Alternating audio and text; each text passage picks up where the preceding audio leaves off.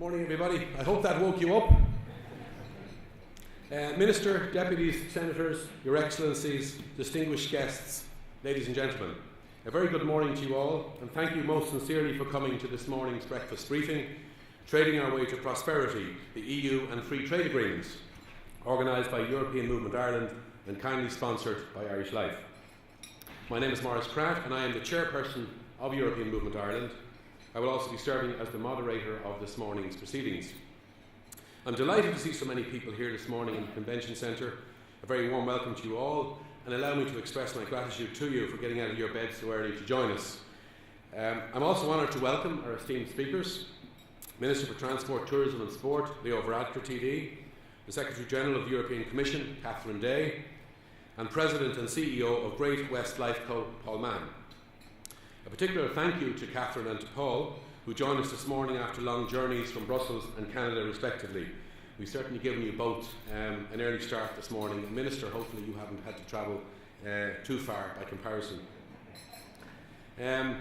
This morning's event is the first collaboration between European Movement Ireland and Irish Life. Irish Life is arguably one of Ireland's most iconic financial institutions, successfully overcoming the challenges of the recent global financial crisis and managing over €40 billion of assets on behalf of its customers. It was acquired last year by Canada's Great West Lifeco, a top 10 global insurance player in what can only be described as a strong endorsement in the future prospects of the Irish economy. We're delighted to have Global CEO Paul Mahon here to speak to us this morning. A very warm welcome to you, Paul. I'm sure with a surname like Mahon, there's bound to be an Irish connection in there somewhere. I'm sure before you leave you'll be asked about that. At European Movement Ireland, we've been delighted to welcome Irish Life on board as our newest corporate member. Personally, I strongly believe that business people in Ireland need to recognise the importance of Europe and the fact that the key to our future lies in opening up European and wider markets. Simply put, it makes business sense for us to engage more with Europe and the European Union. This is why I commend businesses like Irish Life who want to know more about Europe to help them capitalise on its potential and are willing to invest to do so. As an organisation whose mission is to communicate European issues in Ireland in a jargon-free manner, European Movement Ireland is delighted to work with a company like Irish Life who clearly share this value of plain speaking. Irish Life was chosen as the best organisation at living up to the principles of plain English in the 30 years since the Plain English campaign started, selected ahead of 12,000 other organisations from 80 countries. As any of us knows in dealing with the volumes of material we get from financial institutions almost daily, I particularly commend Jerry and his colleagues on this impressive achievement. Today's briefing is the third in a series of high-profile events which European Movement Ireland is organising during the course of 2014 as we celebrate 60 years since our foundation. As Ireland's longest established not-for-profit organisation dealing with Irish European affairs, we are very proud of the fact that we continue to play an active role in facilitating that all too important debate and engagement on European matters here in Ireland. And we would encourage you all to get involved and see how we can work to best support your organisation's goals. Before we begin the formal proceedings, if I can remind you just of a few housekeeping matters. Mobile phones, please put your phones on silent for the duration of the briefing. There is Wi-Fi here in the Convention Centre. This morning's event is a public, on-the-record briefing, so if you are tweeting from this event, great if you could tag at Ireland at Irish Life. Finally, you should also have found some information on today's event, speaker bios and the work of European Movement Ireland on your seats on arrival, and I hope you'll find that useful. Now, in terms of this morning's running order, I will invite our three speakers to address us in turn. First up will be Minister Varadkar, followed by Paul, and then by Catherine. Following the three presentations, the floor will then be open to you for what I hope will be a robust and enlightening Q&A session with the panel. Now, I'm conscious of people's time schedules and we all have places to go and things to do, so I'm going to try and be a strict time master this morning, so I'm going to endeavour to have everybody out of here at 10 o'clock sharp. So now I'd like to introduce our first speaker this morning, Leo Varadkar TD. Minister Varadkar is Minister for Transport, Tourism and Sport. Born and raised in the Blanchardstown, Castleknock area, Leo studied medicine in Trinity College, graduating in 2003. He was first elected to Dáil Éireann in 2007 and is currently, I believe, the youngest member of government following his appointment to ministerial office by the Taoiseach in March 2011. Minister, it's my honour to invite you to the podium to address our guests this morning. Thank you.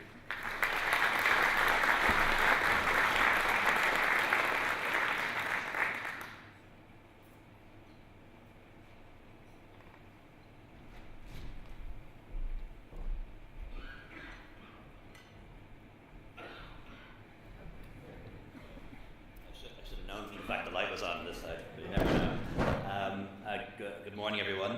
Senator in turnout, ladies and gentlemen, members of the diplomatic community. First of all, I really want to thank the European Movement Ireland and their Executive Director, Noel O'Connell, and their Policy and Projects Manager, Neil Richmond, for inviting me to speak at today's event.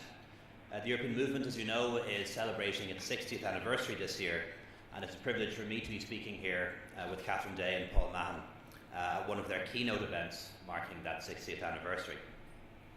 The EMI plays a hugely important advocacy role in promoting the value of Ireland's active engagement with Europe, and I congratulate them on reaching this landmark in such rude health. As you know, transatlantic agreements fall somewhat outside my brief as Minister for Transport, Tourism and Sport. And even though my critics say that I have an opinion on everything, I'm not going to prove them right this morning, and I'm only really going to touch lightly on that particular issue. I know that Catherine and Paul can offer a much greater insight into the topic than I can. Rather, what I'm going to do is to focus a little bit on my department's role in helping Ireland to trade its way back to prosperity. And when you think of the Department of Transport, Tourism and Sport and the subject of trade, you tend to think of transport in particular, aviation, maritime transport, and road and rail transport as well, and freight of course. And what I'm going to do is offer a view on how we can improve the competitiveness and cost efficiency of our transport sector in the context of the challenges that we face. Before that, however, I'm going to speak a little bit about the tourism aspect of my brief. And tourism often, particularly in an Irish context, gets forgotten about when it comes to trade. Yet tourism is an export. It brings foreign currency into Ireland, and it's also a significant employer, and plays a major role in presenting a positive image of Ireland, which in turn is important to the IDA and DI and to Board BIA trading overseas. It's also an area in which we have considerable expertise, and one in which we can be a world leader in my view. Given the presence of Paul Mahon on the podium today and the generous support of Irish Life for today's event, I just want to put on record on behalf of the entire government our appreciation for Great you could easily say Great White, couldn't you? Sorry. A Great West Lifeco's enthusiasm for Ireland. Their investment of 1.3 billion into Irish Life was a real vote of confidence in the Irish economy at a time when we needed it most, and we're very grateful for that. We're often reminded, particularly if you spend too much time watching late evening television, we're often reminded of the 65 billion euros that was pumped into the Irish banks as a consequence of decisions made by the last government.